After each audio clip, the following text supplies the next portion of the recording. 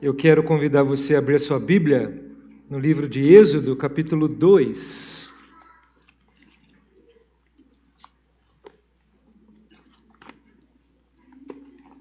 Daqui a pouquinho nós vamos ler aí alguns versos. Êxodo, capítulo de número 2, a partir do versículo 16. Mas antes disso, eu quero ler com os irmãos 2 versículos, você não precisa abrir, eu vou ler para você. Está aqui no Salmo 119, versículos 71 e 72. Salmo 119, 71 e 72. Diz assim a palavra do Senhor: Foi bom que eu tivesse passado pela aflição, para que aprendesse os teus decretos. Para mim vale mais a lei que procede da tua boca do que milhares de peças de ouro ou de prata. Que Deus abençoe o nosso coração nessa leitura da palavra do Senhor. Vamos orar mais uma vez. Ó Pai, obrigado por nos dar a tua palavra e o grande privilégio de abri-la, a liberdade de podermos refletir. E, ó Deus, nos ajude na prática desta palavra. Que nós alcancemos verdadeiro crescimento espiritual através do conhecimento e da prática da tua palavra. Fala, Deus, poderosamente com o teu povo, a necessidade de cada um que está aqui nesta noite, ó Deus, conforme o teu querer e o propósito que o Senhor designou na tua palavra aos corações aqui nesta noite, Senhor. Obrigado também, te louvamos porque o Senhor é conhecedor perfeito das nossas reais necessidades, Deus. Por isso, continua a falar com o teu povo, para a glória do teu nome. No nome de Jesus, Senhor. Amém. Agora sim, Êxodo capítulo 2, a partir do versículo de número 16. O sacerdote de Midian tinha 7 filhas, as quais vieram tirar água e encheram os bebedouros para dar de beber ao rebanho de seu pai. Então vieram os pastores e as expulsaram dali. Moisés, porém, se levantou e as defendeu, e deu de beber ao rebanho. Quando elas voltaram para junto de Reuel, seu pai, este lhe perguntou: Por que vocês vieram mais cedo hoje? Elas responderam: Um egípcio nos livrou das mãos dos pastores e ainda nos tirou água e deu de beber ao rebanho. Então Reuel disse às filhas: E onde está ele? Por que vocês o deixaram lá? Chamem um homem para que venha comer conosco. Moisés consentiu em morar com aquele homem, e ele deu a Moisés sua filha Zípora, a qual deu à luz um filho, a quem Moisés deu o nome de Gerson, porque disse: Sou peregrino em terra estranha. Decorridos muitos dias, o rei do Egito morreu. Os filhos de Israel gemiam por causa da sua escravidão. Eles clamaram e o seu clamor chegou até Deus. Deus ouviu o gemido deles e lembrou-se da sua aliança com Abraão, com Isaque e com Jacó. E Deus viu os filhos de Israel e atentou para a situação deles. Amém? Até aqui, nessa noite, irmãos. Semana passada, irmãos, nós estamos estudando aí o livro do Êxodo, né, especificamente enfocando a vida deste homem e a sua importância na história do povo de Israel, Moisés. E a gente o deixou sentado, aqui no capítulo 2, versículo 15, sentado junto a um poço. O que você pensaria se você estivesse junto a um poço? Essa pergunta parece tão simplória, né, para nós. Se puder, pastor, o que eu faria? Eu ia tomar água. Ou talvez eu ia pensar, eu estou no fundo do poço. Né? Mas olhando para a vida de Moisés, a gente vai ver que ele literalmente estava no fundo do poço, realmente. Não só o fato de parar naquele lugar, de ali tomar alento, um descanso, mas a gente fica aqui conjecturando. O texto sagrado bíblico não nos mostra isso, mas eu creio que Moisés conjecturava sobre toda a sua trajetória até aqui. Os irmãos sabem muito bem no contexto que nós lemos a semana passada e refletimos um pouco, Moisés foi alguém muito precipitado dentro da vontade de Deus. E quando nós fazemos isso, irmãos, nós vamos aprender que a hora oportuna, ela é realmente tão importante quanto a nossa ação. A gente aprendeu semana passada que, às vezes, nós sabemos qual é a vontade de Deus para a nossa vida em determinada área, mas por precipitação nossa, nós agimos ao nosso modo. Foi o que Moisés fez. E ele não colheu bons frutos por isso. Não é que Deus desistiu de Moisés. Parece até que aqui ele vai ter um sentimento voltado a isso. E agora? Aquele que supostamente seria o libertador do povo do Egito, agora ele está ali perto daquele poço. Moisés foi levado àquele lugar também, irmãos, porque realmente os fins espirituais jamais são alcançados por modos carnais. Porque Moisés chegou até aquele lugar, sofrendo, trilhando um deserto cheio de calor, algo terrível, sozinho, porque ele foi motivado pela sua carne. E ele então matou um homem naquele lugar e teve que sair correndo, porque senão ele ia ser morto por Faraó e os seus soldados. Quando Moisés fez isso naquele lugar, o texto bíblico diz que ele escondeu o cadáver sob a areia. Não é? Como nós aprendemos com isso na vida de Moisés, irmãos? Que quando nós erramos, não adianta esconder o erro. Nós tentamos fazer isso, né? Muitas vezes. Mas isso não vai eliminar as consequências. Vai apenas adiar, ou pode adiar, a descoberta do nosso ato pecaminoso. E Moisés descobriu isso de uma maneira tão ruim, tão difícil, não foi?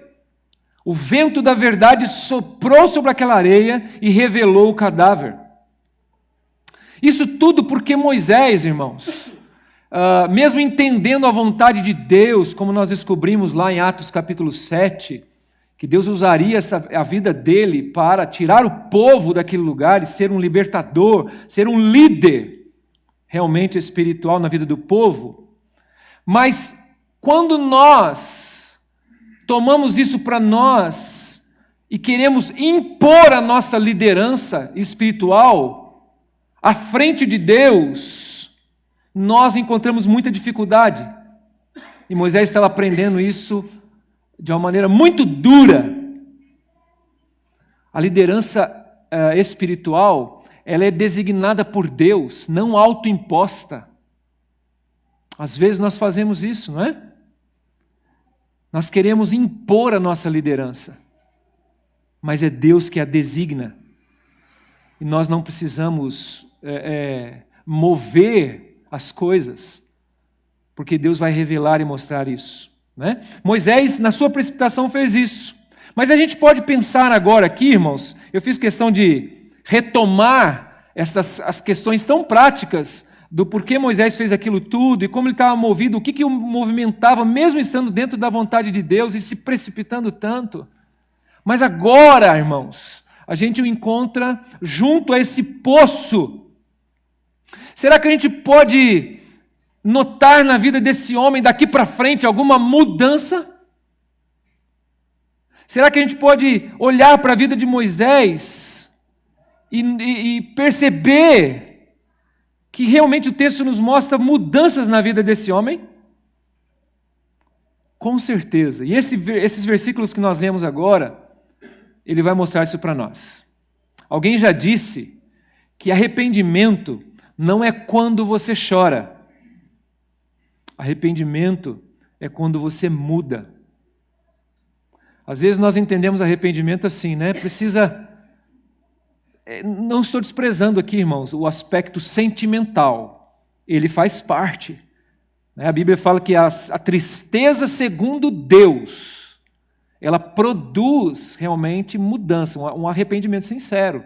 E não tem como você falar para uma pessoa que ela está triste se ela está gargalhadas. Como é que você vai? Então tem sentimento no meio? Tem.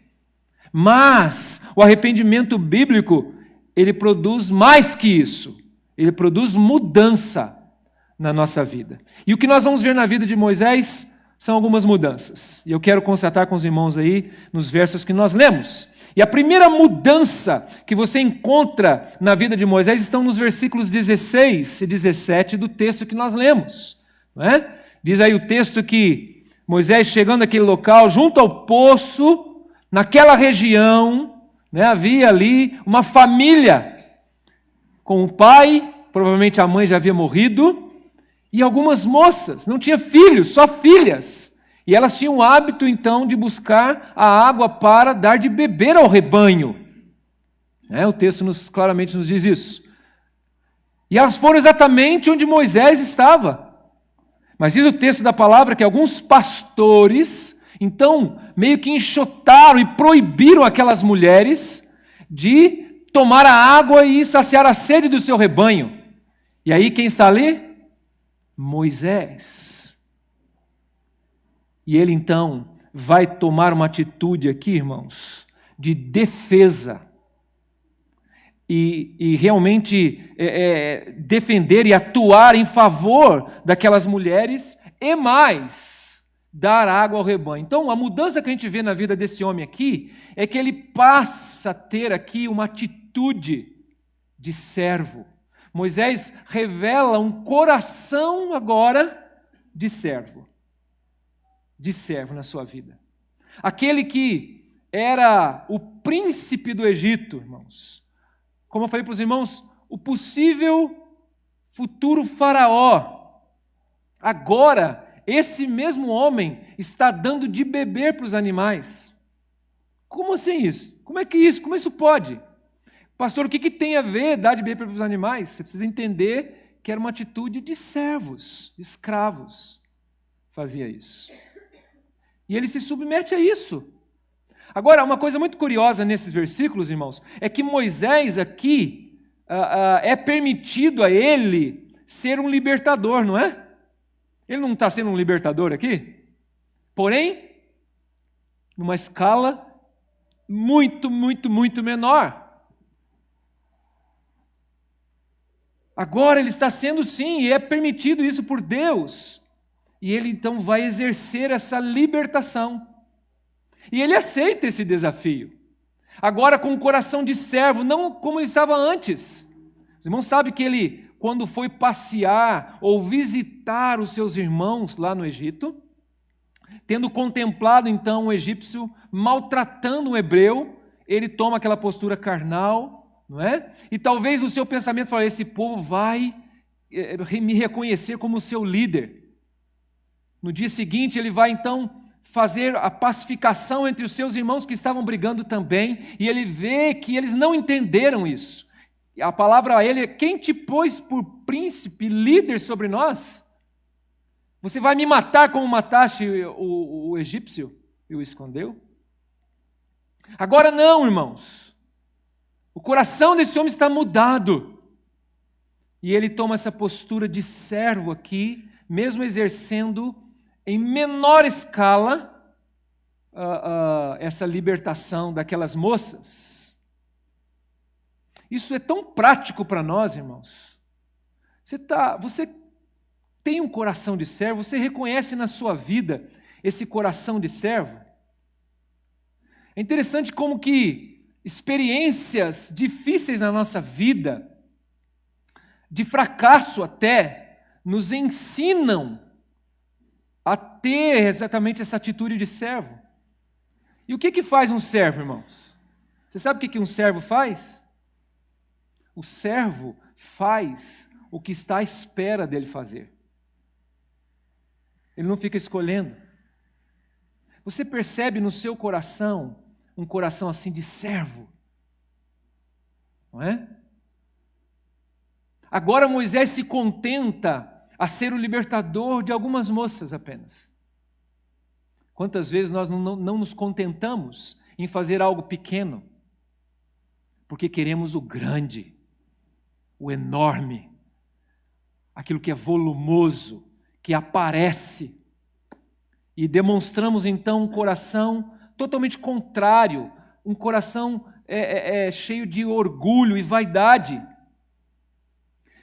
Acontece que nesse processo de aprendizado, irmãos, Deus, Ele pode usar o fracasso na nossa vida para cultivar exatamente um coração de servo em nós.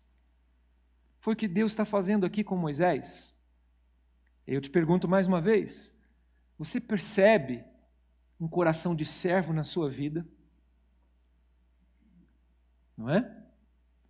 Se não tiver determinada coisa, eu não vou, por exemplo, você tem um chamado para ministrar aula, mas se não tiver data show, se não tiver um tablet, se não tiver todo o aparato, então eu não dou aula. Há muitas pessoas que são assim, não é? Há muitas pessoas que são assim. Se não tiver um aparato de musical, então eu não canto. Imagina que eu vou cantar e gastar a minha voz tão linda. Não é? Se for daquela maneira, eu não faço.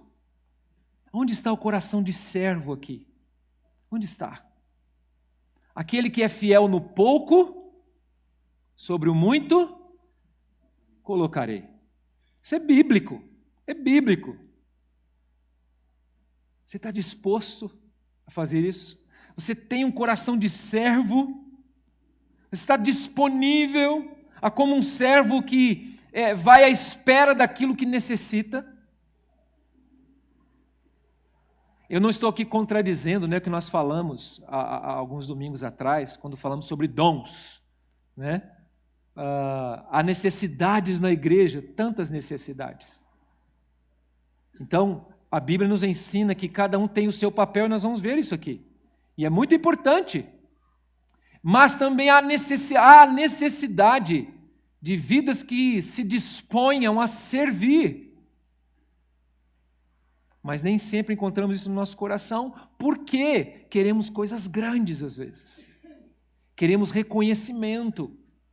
E quando eles não vêm, então o nosso coração meio que vai se esmorecendo e começamos a sentir meio desanimados.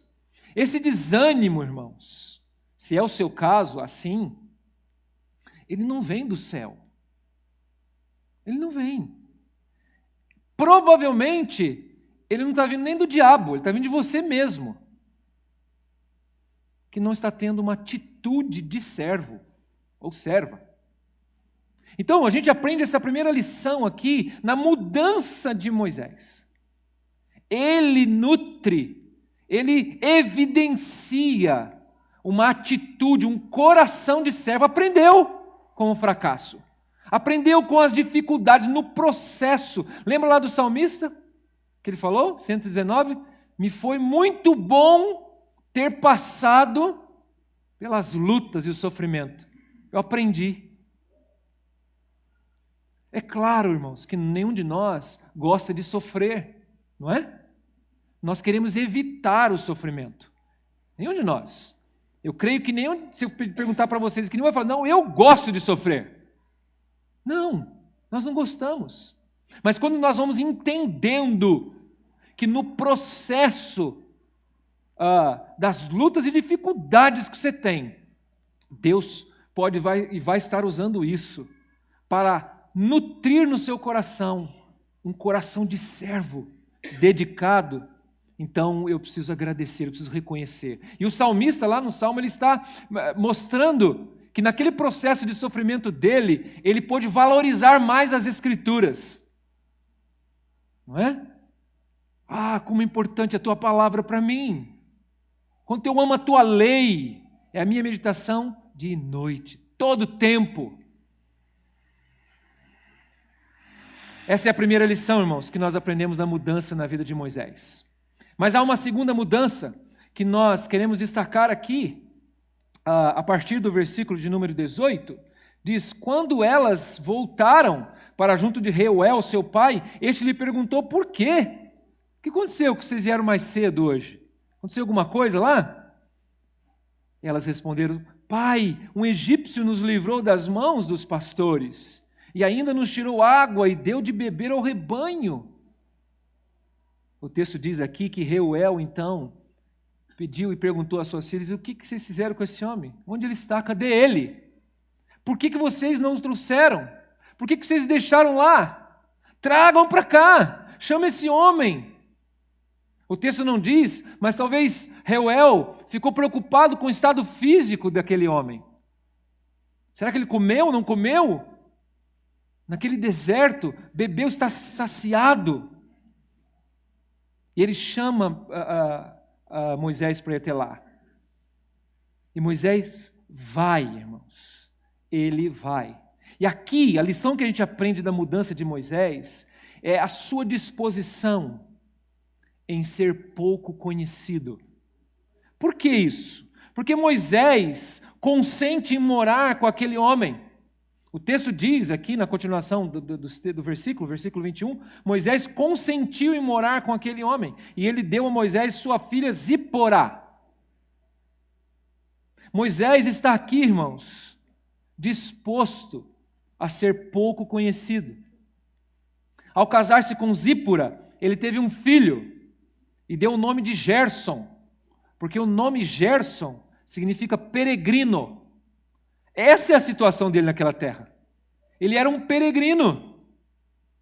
Ah, pastor, tudo bem, e o que isso tem a ver? Tem tudo a ver quando você entende da onde Moisés saiu,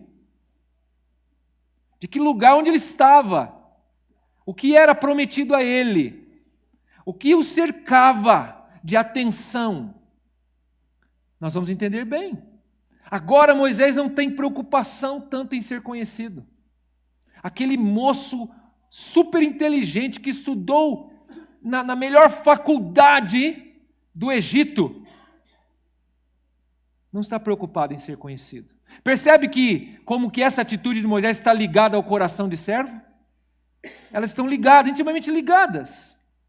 Moisés é exatamente isso nesse momento, irmãos, um peregrino, uma terra distante, esquecido, pouco conhecido, e ele não se importava com isso. Talvez alguns de nós pensaríamos assim: pastor, é o que eu estou querendo, porque eu não gosto de ser conhecido mesmo. Você é assim? Eu não gosto de ficar conversando muito com as pessoas. Não tem muitas pessoas que são assim, irmãos? Tem, é normal, mas não é disso que nós estamos falando. Não é disso. Moisés não é alguém que estava se excluindo. Ele aprendeu aqui uma lição. Ele toma uma dose grande de humildade no seu coração. É disso que nós estamos falando. Entende? Há uma mudança aqui. Talvez se você é aquela pessoa que não gosta muito, você prefere ficar sozinho, em solitude, não gosta das pessoas, de ficar perto das pessoas, de conversar muito com as pessoas, Deus pode também atuar para mudar o seu coração, porque não é uma postura tão saudável quanto você pensa que é. Deus não criou você para viver sozinho ou sozinha. E Ele te envolve no meio do seu povo para você experimentar. Mas não é disso que nós estamos falando aqui. Não é? Moisés está se deixando fazer assim, irmãos. A situação é bem diferente. Você está disposto a ser pouco conhecido?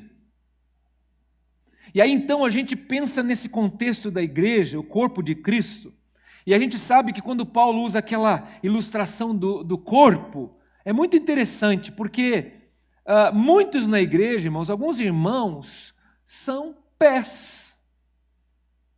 Não é? É importante, mas o pé, a não ser para aqueles que gostam de andar descalço, normalmente ele não fica exposto, não é? Você coloca um tênis, um sapato, uma sandália. Eu sei, tem pessoas que gostam de andar descalço, mas é algo que a gente tampa, a gente gosta, não, eu não gosto de mostrar meu pé, não.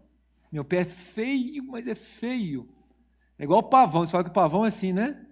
ele não gosta de mostrar o pé porque é feio, então ele abre toda suas pernas lá para ficar chamando atenção. Mas tem pessoas, irmãos, outros, que já são o irmão que é a mão direita, ou aquele que é a mão esquerda. Algum outro irmão já é o olho, na igreja, ou a orelha. Já são mais evidentes. E para muitos seria, nossa, como são importantes.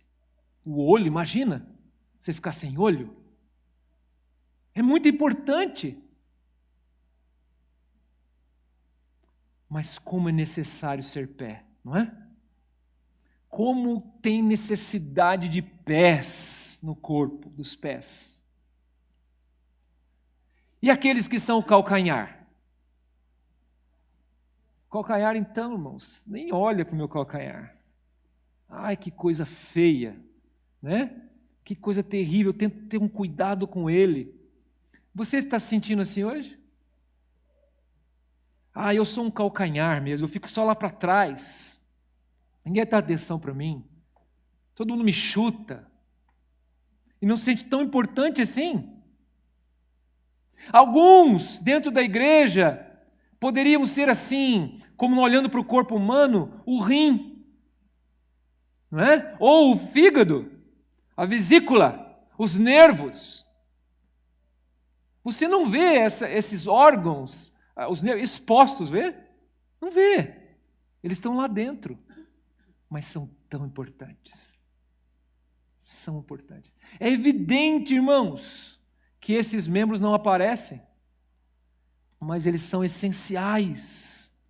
Há uma necessidade deles no corpo. Né? Nós temos falado da importância aqui de cada irmão. Você deve se lembrar aqui das palavras de Paulo, né? Procurai com zelo os melhores dons. E aí alguns, dentro da igreja, às vezes, pegam uma palavra como essa e falam assim, não, pastor, olha, Paulo está falando para eu pegar os melhores dons, então eu quero ter essa oportunidade para me aparecer, porque eu não posso ser um membro que não aparece.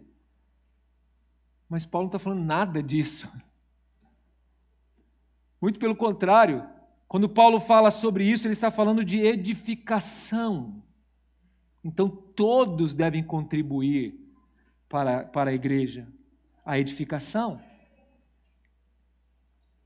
E de novo eu volto a você, que talvez esteja falando assim, pastor, eu não quero aparecer de jeito nenhum. E aí, o que eu faço? Não é? Você, às vezes, senta na igreja e já sai rapidinho porque você não quer aparecer de jeito nenhum. E aí, então, é o outro lado da moeda, que aí você começa a negligenciar o dom que Deus te deu, enterrando, colocando-o de lado e não exercendo.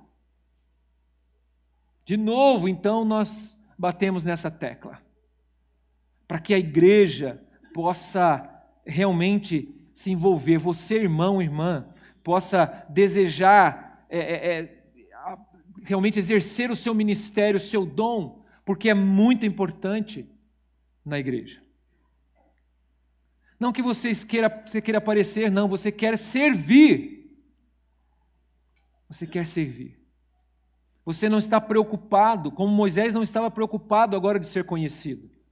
Você quer servir. Quantos aqui querem servir ao Senhor? Você quer servir? Amém? Mesmo? Você está entendendo o que eu estou falando, irmão? Estão comigo aqui? Servir mesmo. Não se aparecer. Não é? Todos nós somos servos. Moisés aprende aqui essa lição tão maravilhosa de não ser conhecido, mas ao mesmo tempo de ser alguém útil nas mãos do Senhor. A terceira e última lição que a gente vê na mudança de Moisés e nos serve muito para a nossa vida está aí nos versículos 23, irmãos, a 25. E o texto vai nos mostrar que já havia passado muitos dias, muito tempo. Não é? Os irmãos sabem que quando Moisés foi fugido para Midian, ele tinha já a partir dos seus 40 anos. Então, já aqui no versículo 23, com certeza Moisés já tinha uma idade já mais avançada que isso, talvez 50 para frente de idade, não é? E diz o texto que o rei do Egito morreu, porém o sofrimento do povo de Israel não morreu. Ele continuava. O povo estava em tremenda escravidão. E esse povo clamou, chorou, buscou a Deus para pedir o livramento, a libertação. E o texto diz que Deus ouviu a oração do povo. Você veio aqui hoje clamando ao Senhor por libertação. Quem sabe você está assim, gemendo,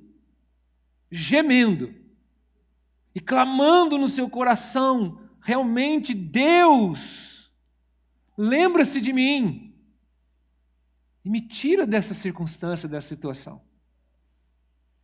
A Bíblia diz que o Senhor lembrou-se da sua aliança com Abraão, Isaque e Jacó, e Deus viu os filhos de Israel e atentou para a situação deles. Não é? A terceira mudança que nós vemos aqui, irmãos, na vida de Moisés, é que agora, esse homem que nutre um coração de servo, que não se importa em ser conhecido ou mesmo reconhecido até, ele também é um homem que repousa e confia em Deus totalmente.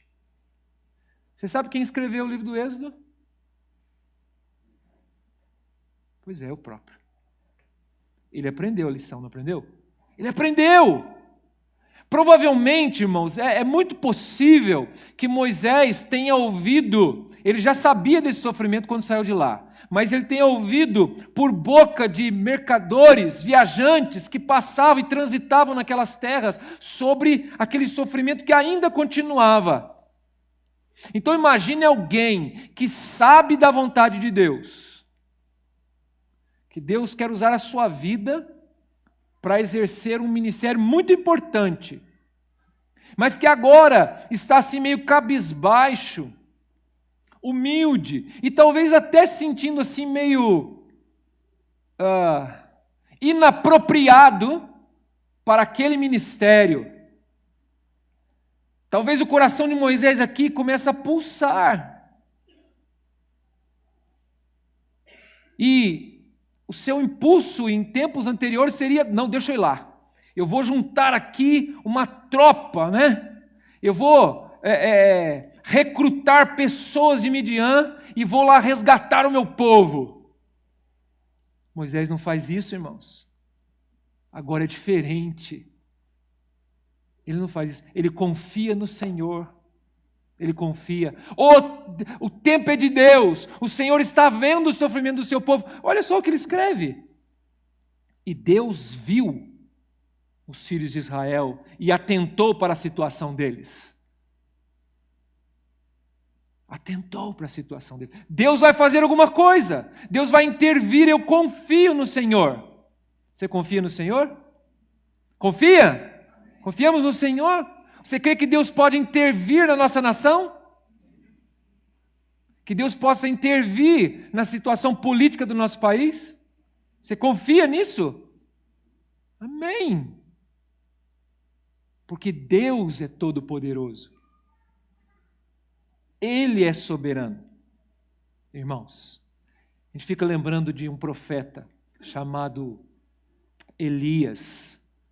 E lá na carta de Tiago, diz que Elias era homem como nós. E ele orou e a chuva cessou. Ficou lá um tempo, anos sem chover. Depois ele orou e a chuva voltou. Nossa, esse homem é poderoso, hein? O homem da oração forte. Não, irmãos. É porque Elias estava orando de acordo com a vontade do Senhor. E ele confiava em Deus. E o Deus que havia feito promessas para ele iria cumprir a sua palavra. É a mesma coisa.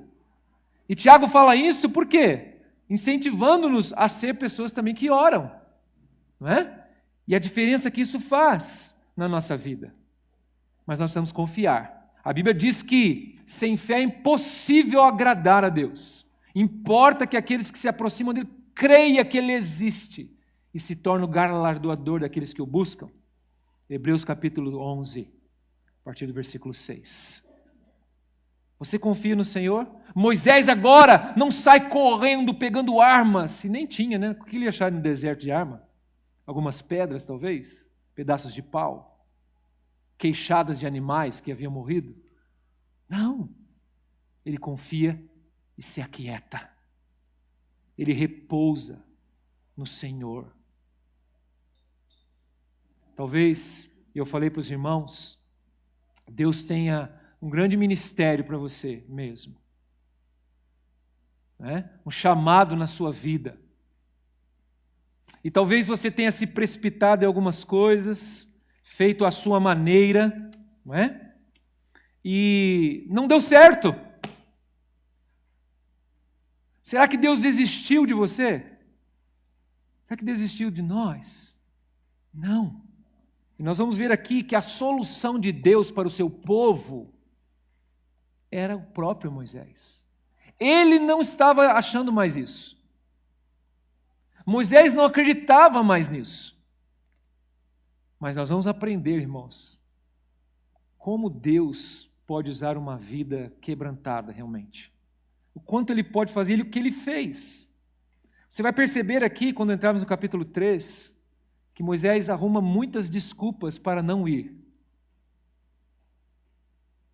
Mas nós vamos deixar isso um pouco mais para frente. Talvez você seja uma pessoa assim, que está arrumando desculpas diante do Senhor para não ir, ou para não fazer. Quando eu falo ir aqui, não é só ir, sair, vou para o seminário. Eu vou lá para Moçambique. Não é só isso. Ir aqui é servir também. Ir aonde Deus quer que você vá. É fazer o que Ele quer que você faça. É servir com o coração de servo e disponível. Então, irmãos, nessa noite, olhando para esse texto, nós vemos que no coração desse homem aconteceram mudanças. Mudanças. Não é simplesmente mudança de um palácio para um deserto. É mudança no coração, na alma. Eu vou fazer uma pergunta aqui, bem desafiadora para nós. Você sente que você precisa de mudança na sua vida?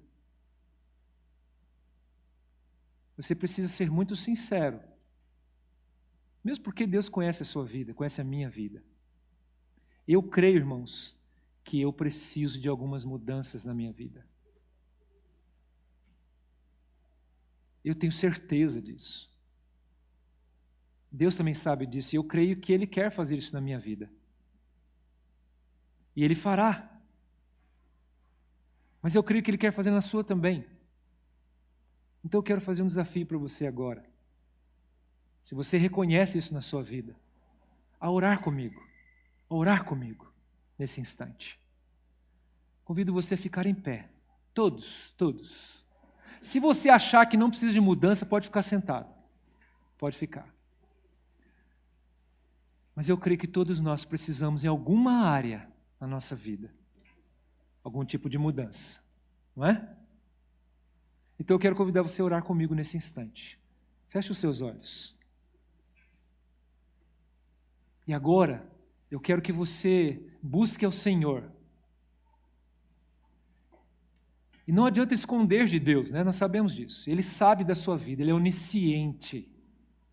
Ele conhece as suas motivações, as minhas também. Fala para Deus o que você precisa realmente falar. Deus, eu preciso de mudança nessa área da minha vida. Vem atuar na minha vida aqui, Senhor. Talvez você precise de um coração mais de servo. Talvez o Espírito te confronta agora, mostrando que o seu coração não tem sido um coração tão tratável assim. Talvez você precisa mudar a maneira de falar. Talvez você seja uma pessoa intempestiva, que chega até ser mal educado ou mal educada. Talvez você não encontre assim na sua vida tanto compromisso. Você tem vibrado com tantas coisas ao seu redor, mas com as coisas de Deus não mais. Você precisa de mudança. Você precisa de mudança. Talvez você se encontre de uma maneira sentindo tão desorganizado, desorganizada, indisciplinado, indisciplinada. Precisamos de mudança. Talvez você esteja dando um mau testemunho. Talvez você esteja chamando o certo de errado e o errado de certo. Você precisa de mudança. E Deus pode fazer isso agora. Pai, muda o nosso coração, Senhor. Porque quando o coração muda, a vida muda. E só o Senhor pode mudar corações, Pai. Nós queremos aqui abrir o nosso coração na Tua presença, ó Senhor. Sendo sinceros, ó Pai. E dizer as mesmas coisas que o Senhor está dizendo, tentando dizer para nós sobre a nossa necessidade de mudança. Pai, não queremos, Pai, inventar outras coisas, mas falar exatamente aquilo que o Senhor está vendo em nós que precisa ser mudado. Por isso, Deus, que o Teu Espírito deixe muito claro no nosso coração, não apenas, Senhor, a nossa necessidade, a área ou as áreas, mas também, Deus, nos dá a perspectiva, ó Deus, os passos para alcançarmos, ó Pai, esse alvo, essa mudança que o Senhor tem para nós. Eu creio na suficiência da Tua palavra, que nós possamos então nos direcionar a ela, para nos despirmos dessas coisas e nos revestirmos das coisas certas que nós deveríamos estar praticando. Obrigado a Deus pelo agir do Senhor na vida de Moisés e o grande ensino que o Senhor nos traz nessa noite. No nome de Jesus, abençoa cada coração aqui, Pai. No nome de Jesus. Amém. Pode sentar, presbítero Silvio. Eu devolvo a palavra ao irmão.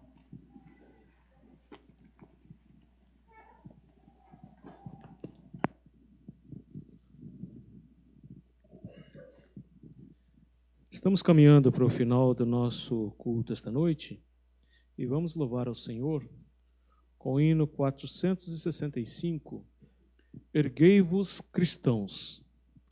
A letra é impressionante porque ela diz assim: Erguei-vos cristãos, o clarim já soou, a guerra vos chama, quem a vós libertou, os lombos cingindo nas armas pegai, à sombra da cruz corajosos lutai. Vamos cantar em pé, por favor? Quem puder.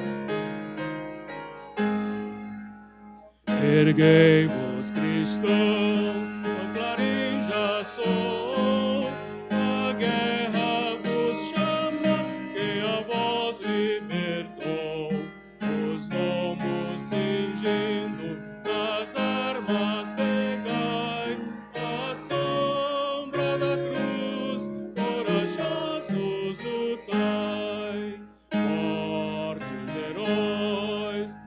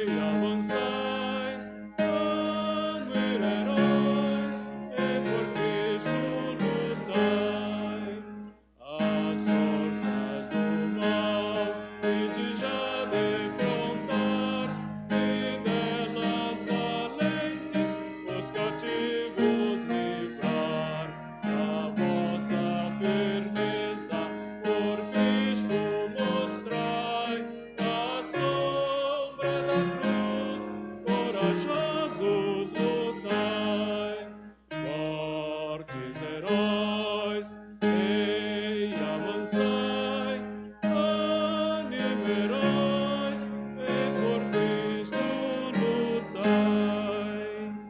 Amém. Pode sentar-se, meus irmãos. Nós vamos estar encerrando o nosso culto. Esta noite, os adolescentes estarão fazendo pós-lúdio. Já peço que eles comecem já a se posicionar aqui. Marinho. Perdão. Ok. Nós vamos chamar o pastor para estar agradecendo pelos nossos visitantes. Sim. E nós teremos também, após o culto, uma deliciosa cantina, onde hoje vai estar sendo vendido as pizzas para cooperação no reino do Senhor. Pastor. Amém. Agradecemos todos que nos visitam nesta noite. Seja muito bem-vindo em nosso meio. Em nome do Senhor Jesus, que Deus abençoe muito o seu coração. Convido você a ficar em pé. Nós queremos orar ao Senhor e agradecer por esse tempo que Deus nos concedeu aqui. Tá bom? Feche os seus olhos. Vamos orar. Ó Pai Celestial, não há outro Deus além de Ti. Só o Senhor é grande, acima de todos os deuses, Senhor. E nós queremos declarar isso em nome de Jesus. Muito obrigado, Senhor, pela Tua grande misericórdia sobre a nossa vida. Tua bondade, Senhor. Teu grandioso amor, graça derramada sobre nós abundantemente. Fica conosco, Senhor. Nos fortalece, ó Deus, na força do Teu poder. Que o Teu Espírito opere no homem interior de cada um de nós. Que o Teu povo, arraigado e alicerçado em amor, possa compreender e viver a plenitude do amor de Cristo. E vivermos também, consequentemente disso, Senhor, tudo o que o Senhor quer que nós vivamos para a Tua glória e honra. Oh Deus maravilhoso, nos livra do mal, nos guarda, nos cobre, ó Deus, com as Tuas asas, para que nós possamos estar seguros, ó Deus. Leva-nos na paz do Senhor. Nós Te pedimos isso, somos gratos em o nome de Jesus, o nosso Salvador e o nosso Senhor. Que a graça do nosso Senhor e Salvador Jesus Cristo, o amor de Deus, o nosso amado Pai, as consolações e a comunhão do Espírito Santo de Deus, o poder do Espírito Santo de Deus, seja em cada um de nós, irmãos, nas nossas casas, nossas famílias, sobre todo o povo de Deus, hoje até a volta gloriosa e certa do Senhor Jesus Cristo. Amém? Pode assentar e aguarde então o pós-lúdio.